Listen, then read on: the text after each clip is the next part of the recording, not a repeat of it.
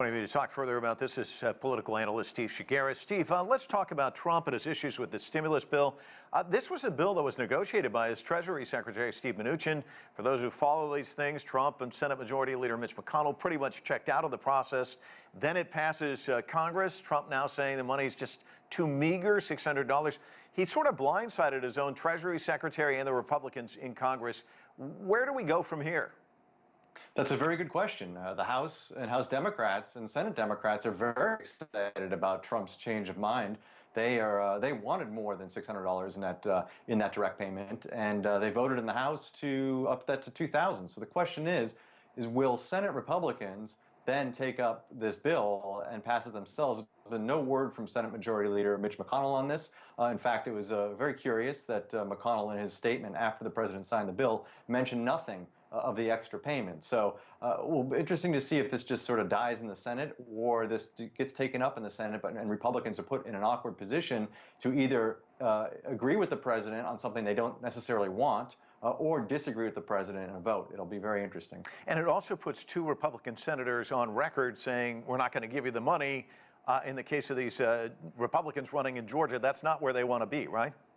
Oh, correct. I mean, they wanted this thing signed and delivered so they could go on the campaign trail for the final week of this runoff election and say, look, what we got done in Washington. We got, not only did we get a stimulus deal done, but we got $600 in direct payments to Americans. And now that's done. The president has signed that, and that's there. But now they're put in an awkward position of having to answer to this $2,000 idea that the president has. And if they don't agree with it, then it looks like they don't agree with Trump, and that's not good when you're trying to woo Republican voters. And if they do agree with it, there'll be some Republican voters who'll say, hey, wait a minute, what are we spending all this extra money for? So they got themselves in a tough situation in the week leading up to this runoff now. Now, one analyst I saw today said that Trump is just doing this sort of thing to stay relevant. So much attention now focusing on this incoming administration. Is that your take as well? And if so, what more can we expect from President Trump in the waning days of his administration?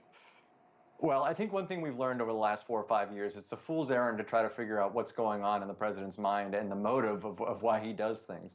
But there's no question. He's seeing, he's watching the clock tick down. He knows that he doesn't have much time left in the White House. You know, I think what he's trying to do is show people, look, I still have power. I'm still the president of the United States. I still can tell people what to do. And at the end of the day, I think really what he's doing, and this is just my opinion, he's trying to burnish his brand. So when he leaves the White House, he can say, look at all the great things I did for the American people. Look at how tough I stood up to all these people in Washington. And then who knows what happens moving forward. But I think he burnishes a brand that he feels might have been damaged by a loss to Joe Biden on Election Day. In this defense bill, he vetoes that. Will the Senate override his veto? Well, that's a very good question. So leaders on both sides and in both houses think they have enough votes to override the veto, which would be the first time that a veto override has happened under Trump.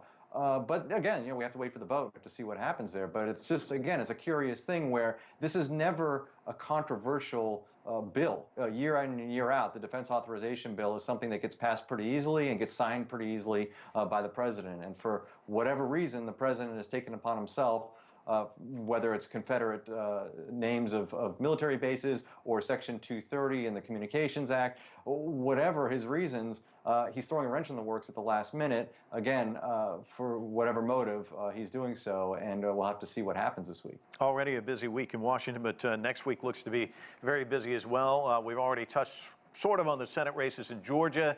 Then the next day, we're expecting the formal certification of Joe Biden's victory. There's talk of some annex as a result of that as well. So break it down for us. What can we expect next week?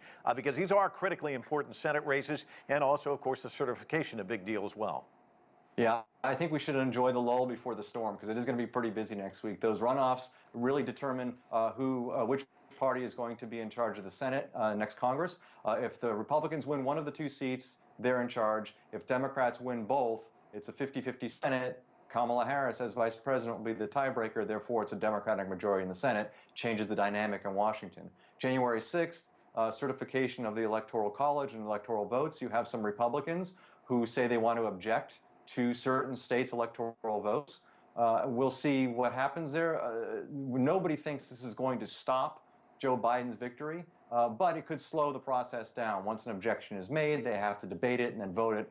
There's a Democratic-run House, and there are plenty of senators, Republican senators on the Senate side, that would vote against these objections, and therefore it would never, Joe Biden will get certified as President of the United States by Congress. It just may take a little longer than it normally does. Well, it's always interesting here in Washington these days. Steve, thanks so much for joining us. Really appreciate it.